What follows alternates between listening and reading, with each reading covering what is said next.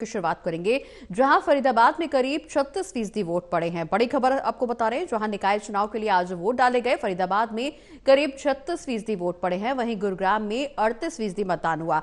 मानेसर नगर निगम की बात करें तो यहां पहली बार मतदान हुआ है।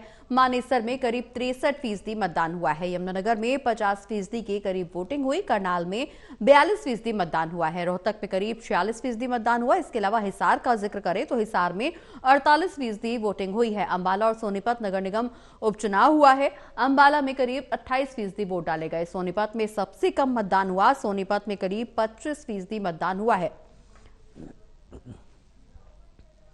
इसके अलावा नगर परिषद और पालिकाओं में जमकर वोट पड़े। भिवानी में 82% वोट पड़े हैं। फतेहाबाद में 86%, झज्जर में करीब 78% मतदान हुआ है। वहीं जींद में करीब 72% मतदान हुआ। कैथल में 78% के करीब वोट पड़े हैं।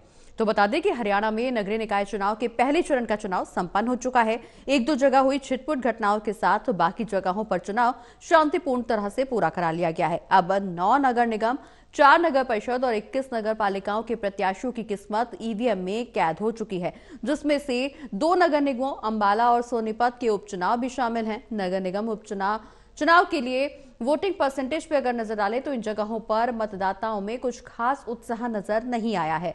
वोटर्स वोटिंग करने के लिए कम ही घर से बाहर निकले हैं। वहीं नगर निगमों में चुनावी आंकड़ों पर नजर डालें तो फरीदाबाद में 14 लाख से ज्यादा वोटर्स हैं, लेकिन महज 5 लाख से ज्यादा वोटर्स ने मतदान किया।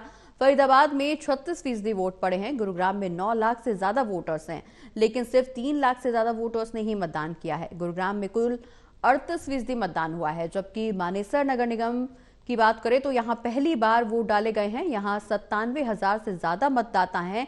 करीब 60,000 वोटर्स ने अपने मताधिकार का इस्तेमाल किया है। यानी मानेसर में करीब 63% वोट के साथ जमकर मतदान किया गया है। यमुनानगर की बात करें तो 3 लाख से ज्यादा वोटर्स हैं। करीब 2 लाख मतदाताओं ने इस दौरान मताधिकार का इस्तेमाल किया है। कुल मिलाकर यहां का वोटिंग परसेंटेज ठीक ठाक देखने को मिला। यमुनानगर में 50% के करीब वोटिंग हुई है। करनाल नगर निगम में 3 लाख से ज्यादा मतदाता हैं, लेकिन यहां पर महज 1.25 लाख मतदाताओं ने ही अपने वोट का इस्तेमाल किया है। यहां पर करीब 42% मतदान हुआ है।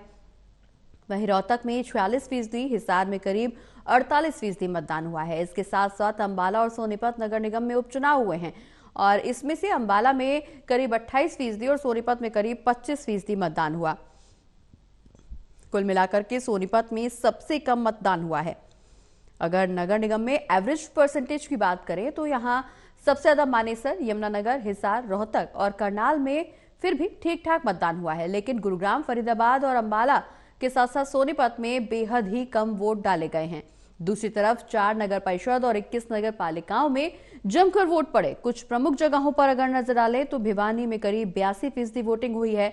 इसके अलावा फतेहाबाद में 86% वोटिंग हुई है। झज्जर में करीब 78% मतदान हुआ। जींद में करीब 72% मतदान देखने को मिला।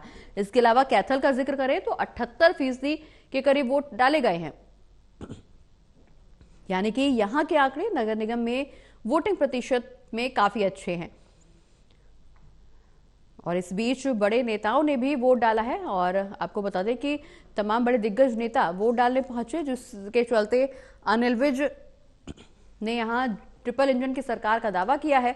और इस दौरान क्या कुछ लोगों में उत्साह है वोटिंग को लेकर के, ये एक बड़ा मसला बना हुआ है, क्योंकि कई जगह ऐसी जहां पर वोट कम भी पड़े हैं और कई जगह ऐसी जहां पर जमकर मतदान हुआ। हालांकि दिग्गजों की तरफ से जीत के दावे जरूर किए जा रहे हैं।